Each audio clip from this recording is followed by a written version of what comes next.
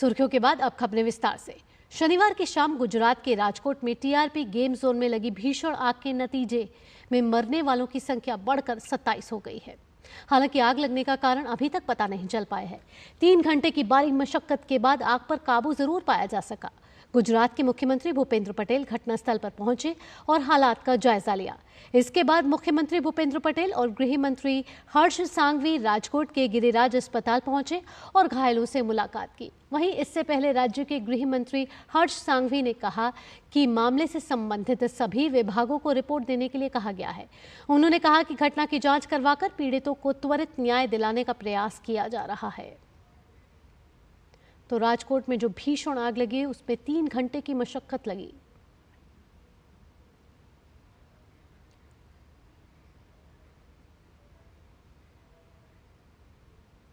तो इससे जुड़ी ताज़ा जानकारी के साथ मेघना हमारे साथ हाजिर है राजकोट से। मेघना, आपसे जानना चाहेंगे कि गुजरात पुलिस एक्शन में आई है और एसआईटी का गठन भी हो गया है।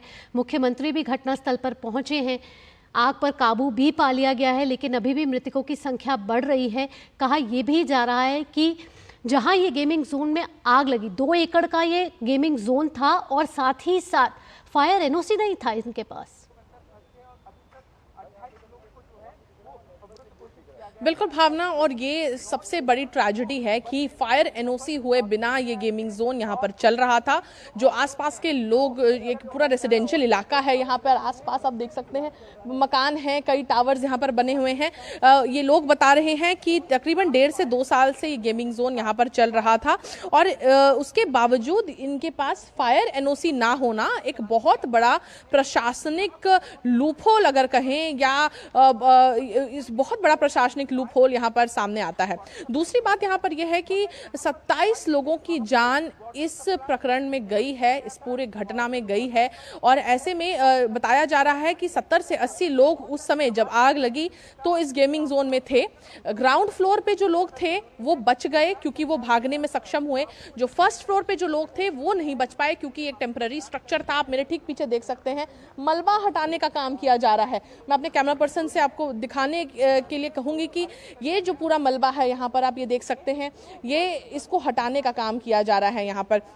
ये इससे पता चलता है ये एक टेम्पररी स्ट्रक्चर था, पतरा था यहाँ पे, एल्यूमिनियम के और लोहे के जो सरिये होते हैं उससे बनाया गया था। और इसमें भी बताया जा रहा है कि रेनोवेशन का कुछ काम चल रहा था, काफी ज्यादा प्लाई वगैरह यहाँ पर मौजूद था। साथ ही साथ मेघना, जब चश्मदीदों से बात हुई तो उन्होंने कहा, जब चश्मदीदों से बात हुई तो उन्होंने ये भी कहा कि आग महज 30 सेकंड में इतनी फैल गई और उसका मुख्य कारण ये भी बताया जा रहा है, जहां शुरुआती जांच हो रही है वहां ये भी कहा जा रहा है कि बिजली का शॉर्ट सर्किट भी हो सकता है।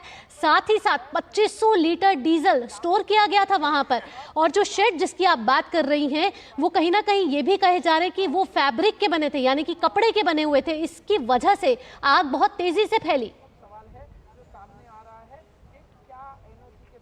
बिल्कुल, और इसके मैं आपको एक चीज़ दिखाती हूँ यहाँ पर, जो जिस डीजल की बात हो रही है ये ठीक पीछे ना काफ़ी ज़्यादा टायर्स रखे हुए हैं। जो गो कार्ट होती है या जो रेसलिंग कार्ट होती है, जो बच्चे खेलते हैं, जो गाड़ियाँ बच्चे चलाते हैं, उसमें बताया जा रहा है इसका उपयोग होता है, जो फ्यूल होता है उसका उपयोग होता है। तो ऐसे परिस्थिति में उस फ्यूल में भी आग लगी है जो बताया जा रहा है, और टायर्स में भी आग लगी है जिसे बुझाना बेहद ही मुश्किल हो जाता है।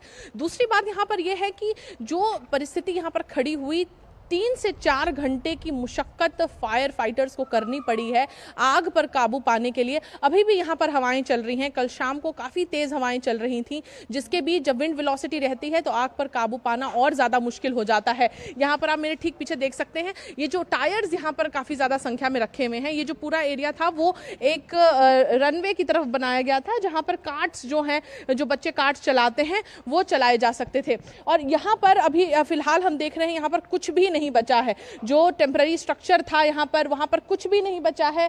केवल यहाँ पर जो मलबा है वो बचा है, जिसको हटाने का काम किया जा रहा है। यहाँ मैं ये भी पूछना चाहूंगी आपसे, 2:30-3 बजे के आसपास फॉरेंसिक की टीम यहाँ पर आई थी। जी मेघना, मैं आपसे ये भी पूछना चाहूंगी कि ये भी कहा जा रहा है कि मृतकों की शिनाख्त करनी भी मुश्किल हो रही है। क्या मृतकों की शिनाख्त हो पाई है अभी तक, उनके परिजनों को बताया जा सका है?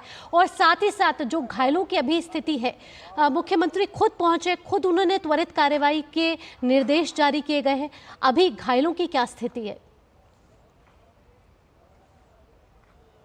देखिए भावना, कल रात से गृह राज्य मंत्री यहाँ पर मौजूद हैं, वो लगातार स्थिति की मॉनिटरिंग कर रहे हैं। मुख्यमंत्री भूपेंद्र पटेल ने प्रधानमंत्री नरेंद्र मोदी से भी इस मामले में बातचीत की, उन्हें अपडेट किया कि क्या परिस्थिति है यहाँ पर। उसके साथ ही मुख्यमंत्री लगातार यहाँ पर जो अधिकारी हैं जिनके अंडर ये जो पूरी कार्रवाई है वो हो रही थी, उनसे भी बातचीत और संपर्क में लगातार रहे। आज सुबह वो इस जगह पर भी आए, दुर्घटना स्थल पर आए हैं, और उसके साथ ही civil hospital AIIMS, Rajkot AIIMS जो है वहां पर भी गए।